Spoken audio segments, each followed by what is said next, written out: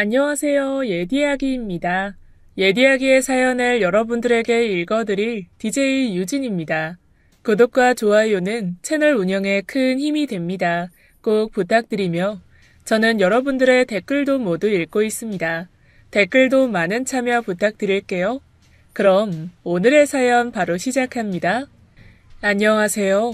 서울에 살고 있는 45세 워킹맘입니다. 매일 차 안에서 이동하면서 듣다가 이렇게 사연을 보내려니 떨리네요. 저는 경력 단절이 되어 원래 하던 유치원 선생님 일을 재기하지 못하고 영업사원으로 근무하고 있습니다. 그래도 집에 있는 것보다는 이렇게 돌아다니면서라도 일을 하니까 좋아요. 그러지 않았으면 전 집에서 시댁과 남편에게 발 묶여 숨 돌릴 틈 없이 밥을 하며 밥순이로 살고 있지 않을까 싶습니다. 제가 들려드릴 이야기는 징글징글한 시댁과 밥 이야기예요. 혹시 삼시기가 무슨 뜻인 줄 아세요? 새끼를 다 챙겨서 밥상을 받는 상전 같은 남편을 뜻합니다.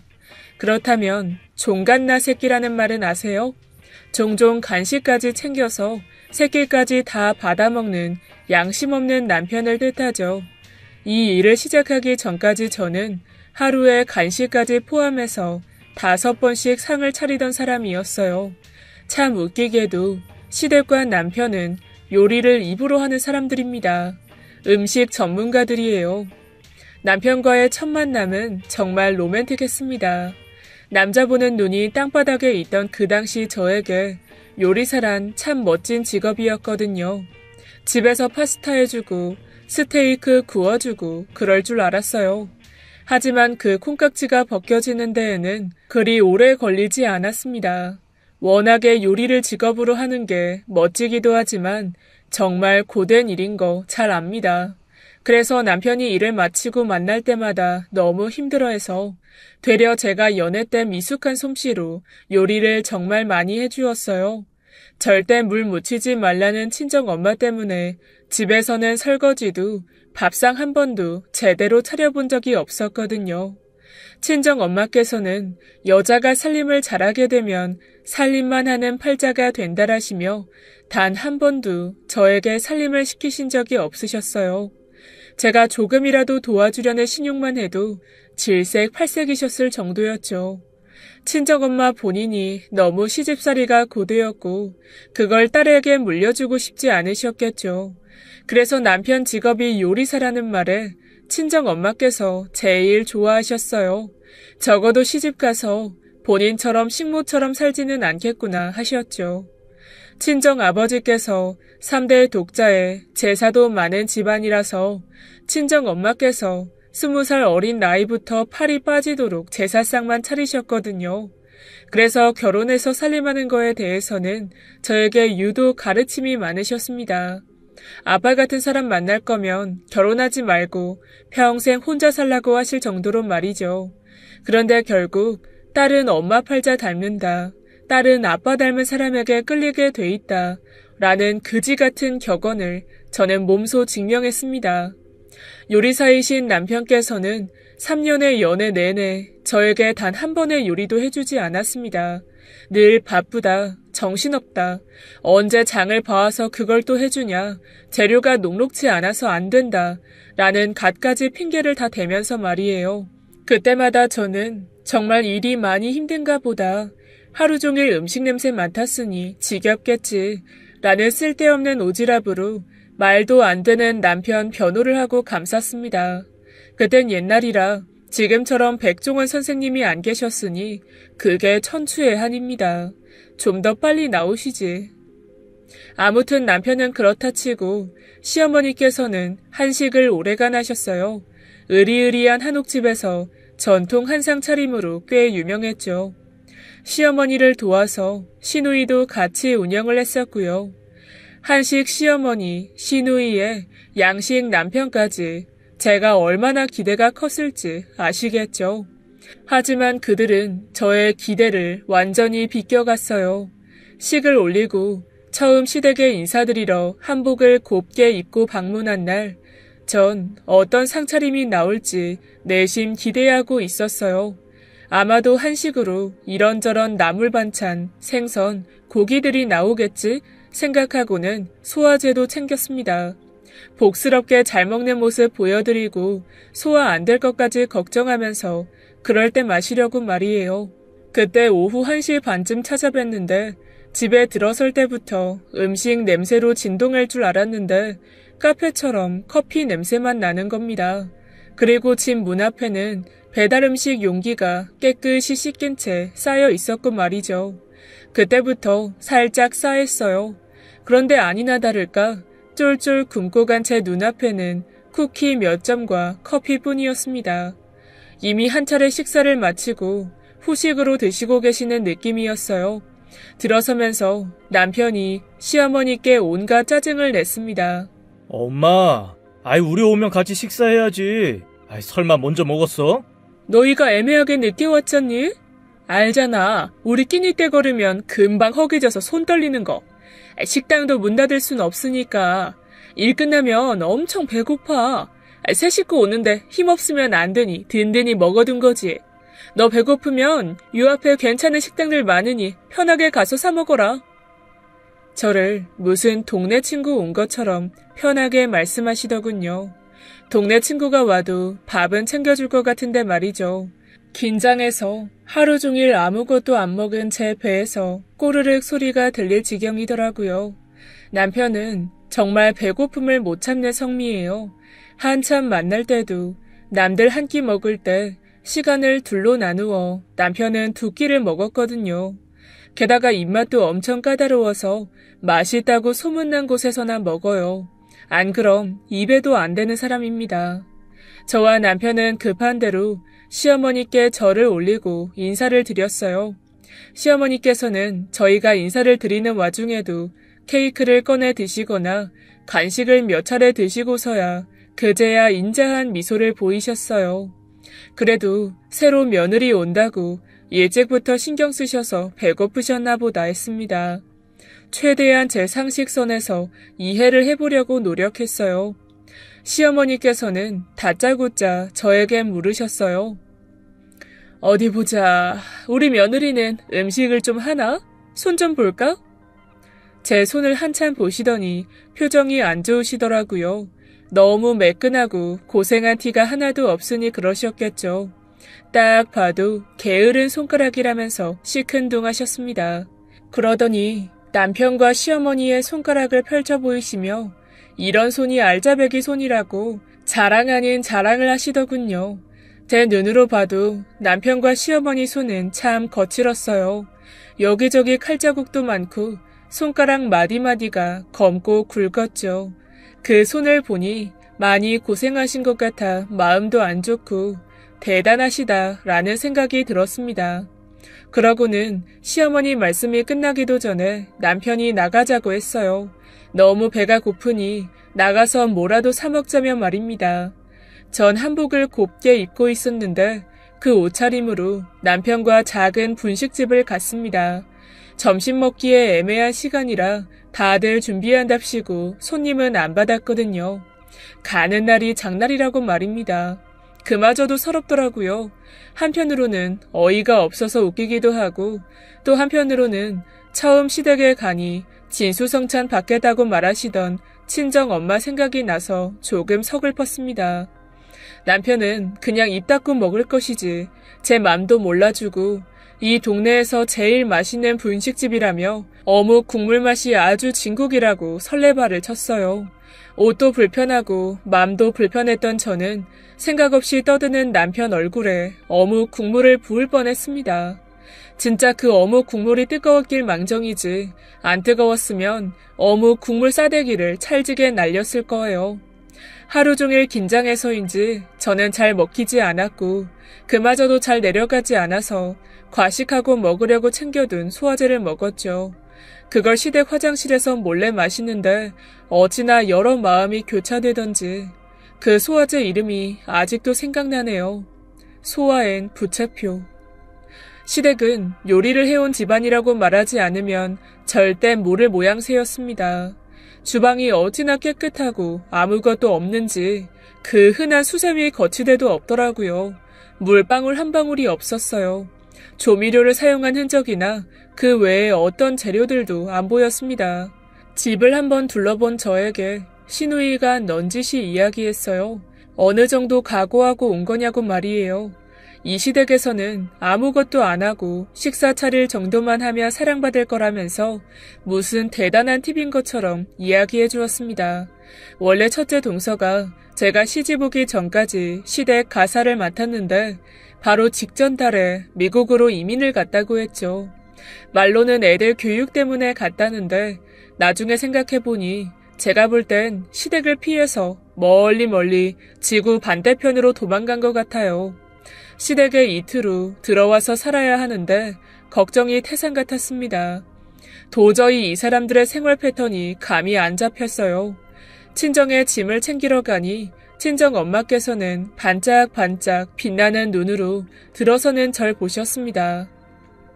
딸, 어땠어? 대접 잘 받고 왔어? 너무 궁금하더라고. 그런 집은 어떻게 대접해줄지 말이야. 전에 사위 왔을 때는 내가 신경 쓴다고 신경 쓰긴 했는데 비교될까봐 오버했잖아. 그래도 사위가 너무 맛있게 먹어줘서 너무 고마웠었어. 너도 그렇게 복스럽게 먹었지? 친정 엄마의 말에 대접을 너무 거하게 받아서 속이 안 좋다고 둘러대고 짐이 있는 제 방으로 들어가 문을 닫아버렸습니다. 친정 엄마께 미안하기도 하고 너무 면목이 없었어요. 금이야 오기야 키운 딸이 시댁 가서 그런 홀대를 받았다고 하면 너무 슬퍼하실 것 같았거든요. 게다가 더 열받는 건 남편이라는 작자는 처가에서 배 터지게 먹었어요. 친정 엄마가 요리사 집안이라고 비교되고 처질까봐 정말 신경을 많이 쓰셨거든요. 그래도 요리를 정말 잘하시는 편이시라 그날은 남편이 별 불평 없이 정말 잘 먹더라고요. 제가 이런 대접 받을 줄 알았으면 그렇게 안 했을 겁니다. 저희 친정 엄마께서는 믿지는 장사 안 하시거든요. 남편이 그렇게 먹어대면서 하던 말이 맴돌았어요. 장모님 닮아서 저도 요리를 잘할 것 같다면서 얼마나 너스레를 떨던지 말이에요. 남편은 다 계획이 있었던 거죠. 며칠 후 드디어 시댁살이, 아니죠. 시집살이, 식모살이가 시작되었습니다. 시집 온 첫날 남편과 시어머니, 시누이까지 새벽 6시에 일어나서는 차를 한 잔씩 마시면서 그냥 식탁에 앉아있는 겁니다. 그러더니 시어머니께서 어디 우리 며느님 솜씨 한번 볼까? 하시는 거예요. 아무것도 없는데 말입니다. 전 무슨 요리 경연대회 나온 줄 알았네요.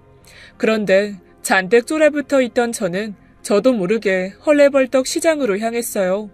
며느리 근성이었다고 할까요? 몸이 먼저 움직이더군요. 그 당시에 제가 할 줄 아는 요리가 정말 없었고 해본 적도 없었고 급하게 그 새벽에 친정 엄마에게 전화를 걸어서 닭볶음탕 레시피를 불러달라고 했습니다. 자다 일어난 친정 엄마께서도 황당해 하시면서도 제가 재촉하니 급히 불러주셨죠. 메모에 적은 대로 그 재료들을 정신없이 사가지고는 정말 빨리 만들어서 대접해드렸습니다. 다행히 제가 봐오고 먹어온 게 있어서인지 간은 잘 맞았어요. 요리가 다 끝나고서야 보니 섬섬옥수 같던 제 손가락에 여러 상처들이 남아있더군요. 시댁 식구들이 무슨 며칠 밥 못 먹은 사람들처럼 맛있게들 먹는데 손이 아파서 서러웠다가 잠시 뿌듯했어요. 이래서들 엄마들이 식구들 밥 먹이려고 그렇게나 애쓰는구나 하면서요. 친정 엄마께서도 정말 힘드셨겠다. 먹을 때 맛있다 소리 한 번씩 더 할 걸 싶었습니다. 급하게 다 먹은 식구들이 자리에 그대로 일어서서는 그대로 소파에 털썩 앉더군요. 치우는 신용이라도 하는 게 예의인데 정말 손 하나 까딱 안 하더라고요. 일부러 첫날이라서 더 그러시는 건가 싶었어요. 게다가 밥을 먹고 나면 꼭 간식을 먹어야 된다는 거예요. 이전에는 해줄 사람이 없어서 그냥 사 먹었는데 제가 있으니 하라는 식으로 눈치를 주는 거 있죠. 그때 저는 진짜 왜 그리도 바보 같았는지 그 말에 또 밉보일까봐 달려나가서는 식빵 한 줄을 사서 버터와 설탕에 구워드렸어요. 친정 아버지랑 가끔 식사 대용으로 먹던 토스트를 말이죠. 그것도 드시면서들 어찌나 맛있다고 극찬을 하시던지 계속 칭찬을 아끼지 않으니까 저도 점점 어깨가 올라가고 이게 꼭 내일 같고 그랬어요. 호구 잡힌 것도 모르고 말입니다. 시어머니께서는 아예 카드를 저에게 주셨어요. 미리 장 보고 알아서 시댁 식사를 챙겨달라고 말입니다. 원래 시어머니들이 집안 가게를 며느리들에게 잘 안 맡긴다고 들었는데 오늘 내 모습이 너무 좋으셨나 보다. 날 많이 믿으시는구나 하고 또 바보같이 수긍했죠. 연애 때 5끼 먹는 남편은 많이 먹는 게 아니라 한 끼를 절식한 거였더라고요. 집에 있으니 6끼를 먹어대는데 돌아서면 밥하고 돌아서면 간식하고 차 내오고 돌아서면 또 밥하고 무슨 밥상 차리는 공장에서 일하는 기분이 들었습니다. 남편 말고는 집안 모든 식구들이 바깥에서 일을 하니 저보고 식사를 꼭 해줘야 된다고 하더라고요. 그때 제가 결혼할 때 시댁 식구들이나 남편이 일하는 걸 굉장히 반대했어요. 집에서 남에게 쉬는 소리 듣지 말고 편하게 있으라면서 말이죠. 한창 유치원 선생님 할 때라 사실 많이 지쳐있기는 했습니다. 박봉에 아이들은 생각보다 어렵고 그 아이들의 부모들은 더 어렵고 말이죠. 그래서 이 일이 나에게 정녕 맞는 건지 울기도 많이 울었었거든요. 당연히 남편의 권유에 집에서 살림하라는 걸 단박에 오케이 했습니다. 왜 그랬을까요? 그저 새 식구 살림만 하는 줄 알았지 거대한 살림같이 빈틈없이 빡빡하게 식구들 식사에 허덕이게 될 줄이야. 초반에는 별 생각이 없어서 많이 힘들기는 했지만 그건 다 제가 미숙한 탓인 줄 알았고 그래도 매번 제가 힘들게 대접할 때마다 온 가족이 좋아해서 그걸로라도 만족했습니다. 그리고 음식을 하면서 제가 요리에 소질이 있는 것 같더라고요. 어쩌면 그리도 점점 늘어가는지 그만큼 제 노고도 가늠할 수 없게 점점 늘어갔고 말입니다. 처음엔 주는 대로 넙죽넙죽 잘 먹던 식구들이 바라는 게 많아졌어요. 퇴근 전에 미리 저에게 연락을 해서 오늘은 갈비찜이 먹고 싶다, 수육이 먹고 싶다 등등 메뉴를 아예 지들끼리 정해서 통보했습니다. 전 또 그걸 미련하게 꾸역꾸역 해냈고 말이죠. 그래도 메뉴 선정까지는 괜찮았어요. 뭘 해야 될지 고민 안 해도 되고 아예 딱 정해주니 편했거든요. 근데 지들이 해달라는 걸 해주고 나면 하나씩 트집이 늘어나는데 물을 왜 이렇게 잘랐냐. 이런 걸 만들 때는 모서리 부분을 다듬어서 잘라라. 으깨진다. 생선에는 이 야채가 안 어울린다. 그런 것도 모르냐. 잡내가 덜 빠진 것 같다. 냄새 뺄 땐 이걸 써라. 하고 말이 참 많았어요. 그런데 때리는 시어머니보다 더 나서서 말리는 남편놈이 더 얄밉더군요. 시어머니가 음식에 부족한 부분을 꼬집을 때마다 옆에서 남편이 원래 안 하던 사람이라 잘 못한다. 조금 더 배우면 잘할 거다. 엄마가 좀 잘 알려줘라. 라고 생각 없이 나불대는데 그때 상에 올라와 있던 꼬치로 주둥이를 조사버리고 싶었습니다.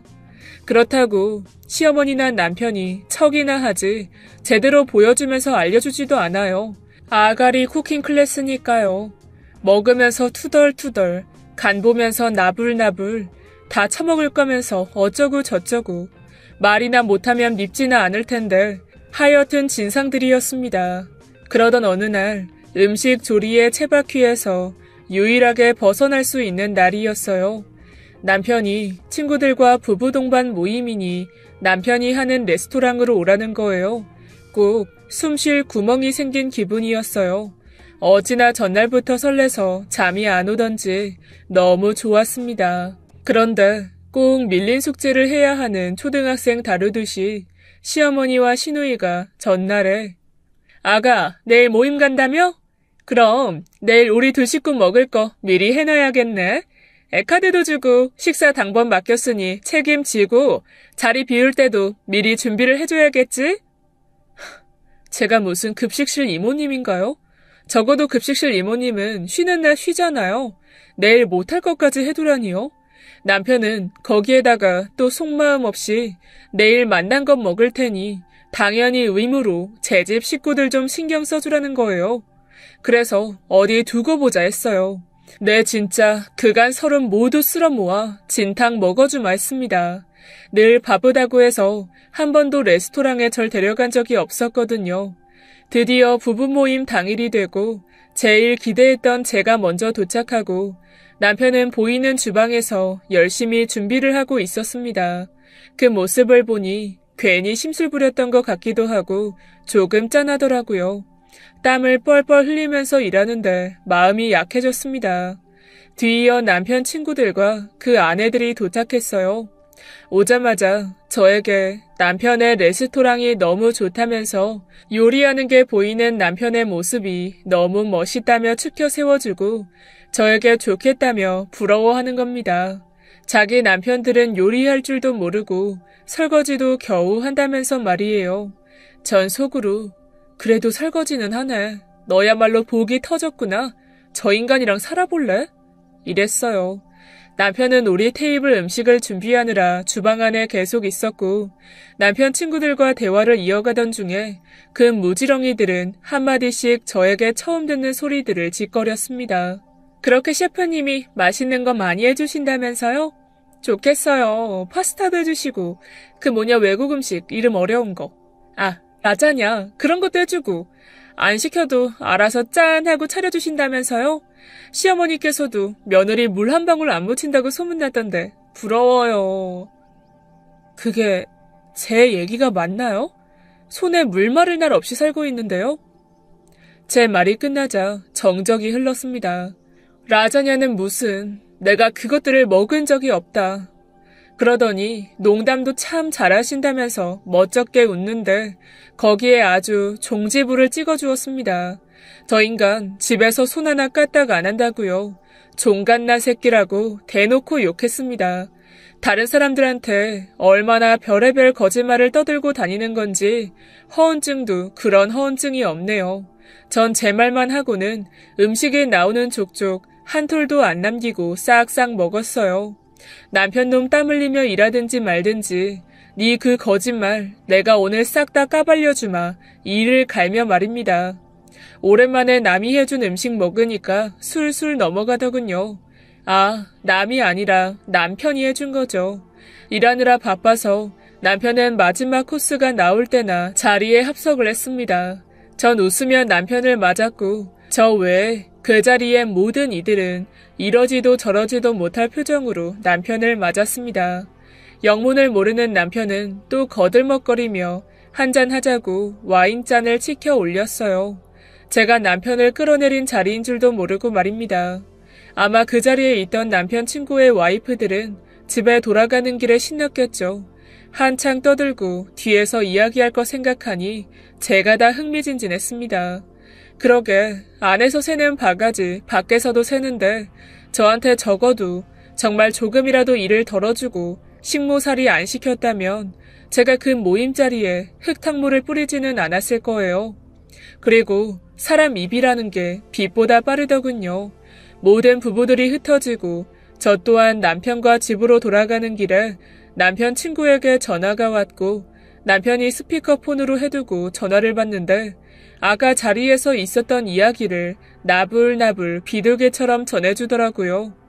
역시 가재는 개편, 똥은 똥끼리 뭉친다고 어찌나 열변을 토하던지 한창 이야기를 전해 듣던 남편은 사색이 되었고 옆자리에 앉은 저를 말없이 보길래 전 씩 웃어주었습니다. 그래, 오늘 내 진실된 이야기를 잘 들었냐 이 사기꾼아 라는 눈빛으로 말이죠. 집 앞에 도착해서야 저에게 자기 체면이 뭐가 되냐며 막 따지는데 그러면 내 체면은 이 집안 식모냐 온 동네 다 들리게 고래고래 소리를 질렀어요. 할 말은 없는지 큰 소리 치는 제 입을 막고는 들어가서 이야기하자더군요. 그래서 어디 그래 집에 가서 함 들어보자 했습니다. 그러더니 말도 안 되는 변명을 늘어놓았어요. 온 가족이 요리사 직업이니 집에서까지 요리하기는 너무 질린다, 지친다. 그래서 집에서 편하게 쉬는 당신이 해줬으면 좋겠다. 어차피 일도 안 하니 그 밥하는 거 얼마나 힘들다고 그러냐.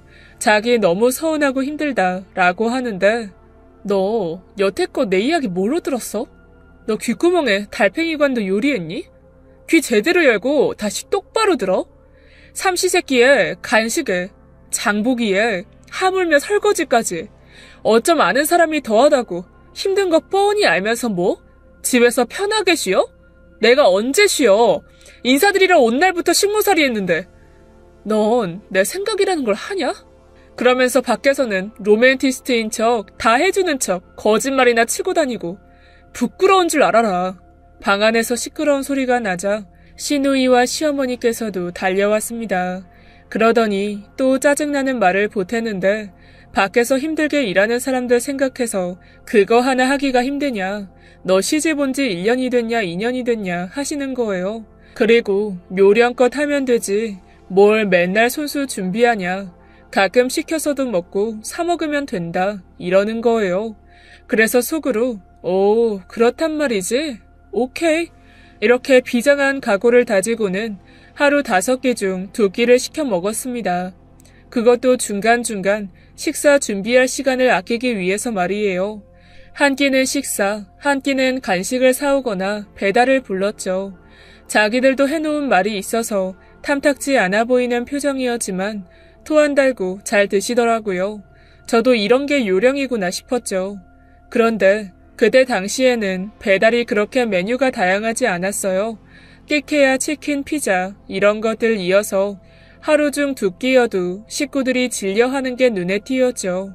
그러다 저도 점점 꾀가 늘어서 하루 중 2끼에서 3끼로 배달을 늘렸습니다. 그러니까 진짜 좀 살겠더라고요. 하루 종일 음식하고 치우느라 책 한 권 볼 새가 없었는데 책도 보고 제 시간을 조금이나마 가질 수 있었어요. 그런데 점점 트집을 잡기 시작했습니다. 시누이가 요새 식은땀이 잘 난다면서 아무래도 먹는 게 부실하다고 하는 거예요. 몸에 안 좋은 것만 먹다 보니 티가 난다고, 음식이 질린다고 말이죠. 시어머니도 이러다 자기 당뇨로 훅 갈 것 같다고, 콜레스테롤 수치가 얼마나 중요한 줄 아냐면서 다시금 입으로 가르치시는 겁니다. 점점 잔소리로 앓으니 죽겠다 싶을 쯤 크게 몸살이 났어요. 열이 펄펄 끓고 내려가지를 않아서 응급실에 실려갔죠. 남편과 시댁 식구들은 아픈 저보다는 집에서 밥 해주던 식모가 고장났다는 듯이 저의 건강에 크게 관심이 없었고, 일어날 수 있겠냐, 손에 힘이 있느냐, 입원해봤자 나아지는 거 없을 테니 집에 빨리 돌아가자는 거예요. 진짜 죽을 듯이 아팠는데 이 인간들이 죽으려고 진짜. 근데 그 아픈 와중에도 사람이 죽으라는 법이 없다고 친정 엄마가 해주신 말씀이 뿅 하고 생각이 났어요. 안 하고 싶으면 못하면 된다. 괜히 쓸데없이 잘해봤자 그 잘하는 걸 싫어하게 될 때까지 해야만 한다 였습니다. 누워있다 벌떡 일어나서는 집으로 갔어요. 아픈 것도 꾀병이었던 건지 뜨거웠던 열이 싹 식더라고요. 전 정말 냉정한 사람이 되었습니다. 열이 너무 많이 나서 미각을 잃은 것 같다고 둘러대며 보기에만 좋은 쓰레기들을 계속 만들었어요. 맛보면 바로 왜 할만하게 말이에요. 간장 넣을 거 설탕 많이 넣고, 소금 넣을 거 식초 넣고, 참기름 넣을 거 빙초산 넣고, 정말 냄새도 맡기 싫을 괴식을 만들었죠. 처음엔 인상 쓰면서도 조미료 가져다가 조금씩 수정해서 먹던 가족들은 도저히 입에도 넣을 수 없는지 한 입 먹고 헛구역질을 하더라고요. 전 표정 변화 없이 맛있게 먹어서 저에겐 아무 비난도 하지 않았습니다. 아마 제가 정말 혀의 미래를 잃었다고 생각했을 거예요. 전 그저 시댁 식구들에게 갖다 바칠 앞으로의 내 미래를 생각했을 뿐이었죠. 원래는 일하는 중간에도 집에 와서 밥을 꼬박꼬박 챙겨 먹어서 오는 사람마다 따로따로 밥상을 차리게 하더니 언젠가부터 밥때가 돼도 안 오더라고요. 운영하시는 한식당 밥 지겹다고 식당에서 절대 안 드시는데 몇 번씩 저에게 밖에서 먹고 올 것 같으니 식사 준비 안 해도 된다고 연락을 하거나 들어오는 길에 시댁 식구 모두의 손에 음식 봉다리가 들려 있었습니다. 그렇죠. 다들 그렇게 요령껏 하면 되잖아요. 진작에 말이죠. 그래서 전 자연스럽게 주방과는 거리를 두게 되었습니다. 책 볼 시간이 넘치다 못해 친구들도 만날 수 있게 되고 밖에 나가서 남이 해주는 맛있는 음식도 먹고 여유 있게 차도 마시고 너무너무 행복했어요. 결혼 전에는 이런 것들이 행복이라고 전혀 생각하지 않았는데 이렇게 귀중한 줄 알았으면 친정 엄마께 더 잘할걸 이라는 생각이 들더라고요. 쇳불도 단김에 뺀다고 여유 있던 날 중 제일 날씨가 좋던 날 친정 엄마께 찾아갔습니다. 결혼하고 제 안색이 안 좋아졌다며 보약만 계속 보내던 친정 엄마께서는 제 얼굴을 보더니 반가워하시면서 좋아진 안색에 안심하셨어요. 그래서 이제까지 있었던 모든 일을 털어놓았습니다. 잘했다고 하실 줄 알았는데 친정 엄마의 답변은 의외였어요. 에휴, 너도 참. 오죽하면 그랬겠냐, 그 사람들이 오죽하면. 얼마나 넌덜머리가 났으면 그랬겠어. 좋게 넘어가지 그랬어. 먹을 걸로 장난하면 안 돼. 벌 받는다. 오늘 가서 솔직히 말하고 사과드려. 친정 엄마께 좀 서운했어요. 엄마가 지켜준 고운 손, 처가에서 1년도 안 돼서 다 부르트게 만들었는데 뭐 이쁘다고 제가 그들을 배려해야 하는 걸까요? 전 그래도 나름 최선을 다했다고 생각했습니다. 남편에게 솔직하게 털어놓기도 했고 말이에요. 너무 서운하고 속상해서 친정 엄마께 소리를 지르고는 친정에서 나와버렸습니다. 달리 갈 곳도 없어서 동네를 할 일 없이 맴돌다가 해가 다 져서는 시댁으로 겨우 들어갔어요. 가더니 친정 엄마가 시댁 식구들과 이야기 중이셨습니다. 저한테 시댁에 잘하라고 그렇게 말해놓고는 시댁에 와서는 자기 딸 힘들다고 하소연하시는데 눈물이 났어요. 친정 엄마도 많이 속상하셨겠죠. 저라도 제 딸이 자기 식모처럼 산다고 하면 눈이 뒤집혀서 바로 따지러 왔을 건데 엄마는 나름 중립적으로 생각을 정리하신 듯 했어요. 차분히 시댁 식구들에게 차근차근 말씀하시는데 당연히 할 말이 없는 시댁 식구들은 친정 엄마의 말을 들어만 주셨습니다. 그 와중에 친정 엄마의 마지막 말이 시댁 식구들을 많이 흔들었어요. 제 딸아이가 좀 부족하기는 해도 뭐든 잘해보려는 아이라서 요리 전문가이신 사부인이 보기에는 쉬워 보일 겁니다. 당연하죠. 고수이시니까요. 그래도 그런 말 있지 않습니까? 내가 하기 싫은 일은 남도 하기 싫은 일이다 라고 말이죠. 이리도 귀하신 요리 손들도 하기 싫은데 제 딸도 싫어질 수 있죠. 그래도 노력은 할 거예요. 노력이라도 높게 사주세요. 그럼 감사할 것 같습니다. 정중하면서도 단호하게 이야기하셨어요. 친정 엄마께서도 시집살이 이가 갈리게 하신 분이라서 정말 말씀을 잘하셨죠. 뒤에서 듣던 저는 박수를 칠 뻔했다니까요. 강의도 그런 명강의가 없었어요. 제가 집에 그렇게 큰 스승이 있는 줄도 모르고 너무 빨리 하산한 게 아니었을까 싶었죠. 말을 마친 친정 엄마는 돌아섰고 현관문 앞에 서 있던 저와 눈이 마주쳤습니다. 그리고는 뒤로 앉아있는 시댁 식구들 안 보이게 손가락으로 오케이 표시를 하시고는 제게 윙크를 해주었어요. 그래서 저도 쌍 따봉을 날려드렸습니다. 친정 엄마 말에 진정으로 납득이 된 건지 아니면 다시 정상적으로 살기로 작정하신 건지 시댁 식구들은 식사 문제로 저에게 한마디도 하지 않으셨습니다. 그리고 새로운 모습을 발견하였죠. 연애 때처럼 알람을 맞춰두고 일어서는데 이미 주방에서 빛이 새어들고 있길래 나가보니 시누이가 밥을 하고 있더라고요. 그래서 의아해하며 옆에서 저는 거들었죠. 말없이 묵묵히 요리를 하던 시누이가 먼저 입을 뗐어요. 언니, 미안해요. 사돈 어르신 말이 맞긴 해요. 나도 하기 싫으면서 언니한테 이거 해달라 저거 해달라 말이 많았죠. 너무 이기적이긴 했어요. 반성합니다. 막상 대놓고 사과를 하니까 뭐라고 할 말이 없더라고요. 그래서 웃으면서 알면 됐어요 하고는 새침하게 말하고 말았습니다. 또 이렇게 며칠 위하는 척 하다가 절 다시 부엌대기로 만들 것 같아서요. 하지만 단순한 제 예상을 벗어났습니다. 제가 아예 주방에서 손을 뗄 수는 없었지만 시누이 남편이 돌아가면서 아침은 준비해 주었어요.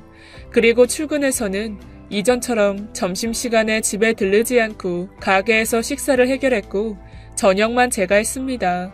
삼시기가 일시기가 되었죠. 쉬는 날에는 시어머니께서 운영하시는 한식당으로 처음으로 초대도 해주셨어요. 어찌나 으리으리하고 맛깔나던지 시어머님 요리를 못 먹어봤으면 한이 될 뻔했습니다. 이리도 멋지신 분이 왜 이리도 집에선 절 못 시켜 먹어 안달이실까 싶었는데 일하실 때 보니 굉장히 깐깐하시긴 했어요. 직원들이 조금이라도 실수하면 다시 한번 다잡아주고 혼내시는데 저한테 지적하시는 건 일도 아니었더군요. 그나마 며느리니 다행이지 제가 직원이었다면 뼈도 못 추렸겠더라고요. 제가 맛있게 먹으니 그런 제 어깨를 토닥이시면서 천천히 먹으라고 하시곤 돌솥밥이 나왔는데 콩으로 미안이라고 쓰여 있더라고요. 왜 그런 말이 있지요. 대감집 마님이 머슴에게 어쩌다 한번 쌀밥만 줘도 감동해서 운다고요. 제가 딱 그 머슴의 마음이었습니다. 1년간 시집살이 식모살이 하던 서름이 그깟 콩 33알로 싹 지워지다니 저도 참 속이 없죠. 시어머님을 돕던 시누이도 다가와서는 언니 봤죠? 엄마는 언니한테는 정말 잘해서 별말 안 한 거예요. 언니가 진짜 요리를 잘해서요. 온 집안이 제 맘을 풀어주려고 작정한 것 같더라고요. 그렇지만 전 거기에 사르르 녹아서 다시 주방에 들어갈 생각은 없었습니다. 적당히 어느 정도것만 할 생각이 있었지만요. 저도 결국 나중에는 저들처럼 대를 이어서 누군가에게 주방을 떠넘기게 될 테니까요. 미국으로 가버린 동서처럼 폭탄 던지기 하듯이요. 그날은 오랜만에 만난 친구에게 일자리를 소개받은 날이었습니다. 저에게 온 가족이 사과를 하던 그날이 말이죠. 요리하느라 힘들어서라기보다는 전 집에서 편하게 있는데 밥이나 해줘라. 그 말이 더 충격이었고 집에서 밥만 하는 게 밖에서 일하는 것보다 훨씬 어렵고 자기 시간이 부족하니 발전이 더디다는 걸 알게 되었어요. 물론 제 적성에는 말이에요. 집안에서 만족하고 가정주부로서 멋진 분들 많습니다. 저에 한해서만 말씀드리는 거예요. 모든 선택의 기준은 그 일이 나 자신이 행복하냐, 행복하지 않냐잖아요. 세월이 많이 흐른 요즘 세대에는 현모양처라는 말은 잘 사용하지 않아요. 다른 뜻으로 사용합니다. 일을 하기 전 집에서 밥만 죽어라 하던 제가 딱 현모양처였어요.